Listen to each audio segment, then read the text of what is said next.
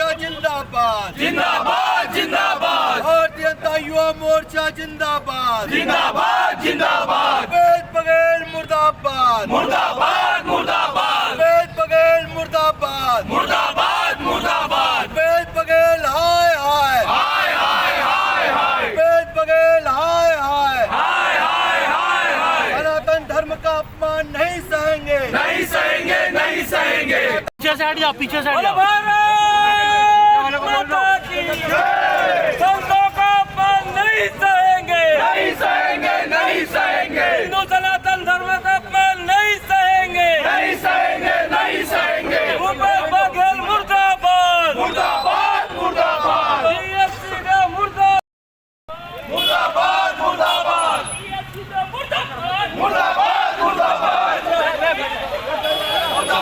मुर्दाबाद मुर्दाबाद मुर्दाबाद युवा मोर्चा जिंदाबाद जिंदाबाद जिंदाबाद साधुओं का अपमान नहीं सहेंगे नहीं सहेंगे नहीं सहेंगे साधुओं का अपमान नहीं सहेंगे नहीं सहेंगे नहीं सहेंगे। आज भूपेश बघेल का पुतला जला है, उस संबंध बताइए। देखिए, विनाश काले विपरीत बुद्धि, इस कथनी को कांग्रेस पार्टी कईयों बार सिद्ध कर चुकी है।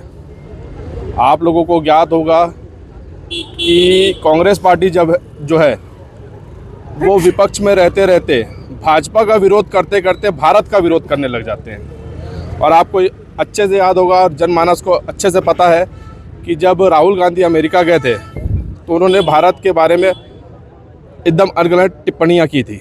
ठीक उसी तथ्य पर छत्तीसगढ़ के पूर्व कांग्रेस पार्टी के ATM, मैं ATM कहूँगा उनको, उन्होंने जो कल बयानबाजी की सनातन धर्म को लेकर, इसमें भी कहीं अतिशयोक्ति नहीं है, क्योंकि इससे पहले उनके पिताजी ने भी सनातन धर्म को कहीं ना कहीं आहत किया है। आपको याद होगा कि मानपुर की एक सभा में भूपेश बघेल के पिताजी ने हमारे मर्यादा पुरुषोत्तम प्रभु श्री राम जी के बारे में अलगरंग टिप्पणियां की थी।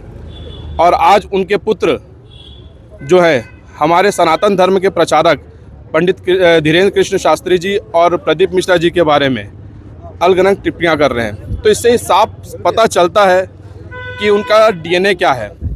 और जो टिप्पणियां उन्होंने की हैं उसके लिए पूरी छत्तीसगढ़ की जनता से उन्हें माफ़ी मांगनी चाहिए, क्योंकि पंडित धीरेन्द्र शास्त्री जी जो हैं हमारे सम्माननीय हैं। और सनातन धर्म के प्रचारकों के बारे में इस प्रकार की टिप्पणी करना मैं समझता हूँ कि बहुत ही निंदनीय है। आज क्या किया? आज उसी परिप्रेक्ष्य में भूपेश बघेल जी का उर्फ छत्तीसगढ़ के पूर्व ATM का हम लोगों ने पुतला दहन किया युवा मोर्चा के माध्यम से। किसी कथावाचक को भगवान की श्रेणी में ला के रख देने, कहाँ का नहीं, कथावाचक कथा मैंने- श्री राम प्रभु श्री राम है। मैंने पहले ही कहा, सनातन धर्म के प्रचारक, मैंने उनको प्रभु की दर्जा नहीं दिया। हमारे प्रभु के प्रचारक हैं वो, हमारे सनातन धर्म के प्रचारक हैं वो। और अगर सनातन धर्म के प्रचारक के बारे में अगर इस प्रकार की टिप्पणियां वो कर रहे हैं तो इससे उनकी सोच का पता चलता है कि वो क्या सोच रखते हैं। शुभ नाम सुमित सिंह भाटिया। संत के सम्मान में पूरा सनातन धर्म है और पूरा सनातन जो है वो धर्म के अनुरूप में अपना काम करता है। और जिस तरीके से भूपेश बघेल ने, आपको सबको पता है कि उन्होंने पूर्व में यहाँ पे 3.5 करोड़ लोगों का नेतृत्व किया है और जिनकी आस्था भगवान श्री राम से है। और पूरा देश दुनिया में नहीं, सारे जगह हिंदू धर्म जिस तरीके से अपने सनातन धर्म को लेकर चल रहा है वो आप लोगों से छुपा नहीं है। और भूपेश बघेल के द्वारा खासकर हमारे पंडित प्रदीप मिश्रा जी और धीरेन्द्र शास्त्री जी के ऊपर जिस तरीके से उन्होंने अपमानजनक टिप्पणी की है उसको उनका माफ़ी मांगना चाहिए।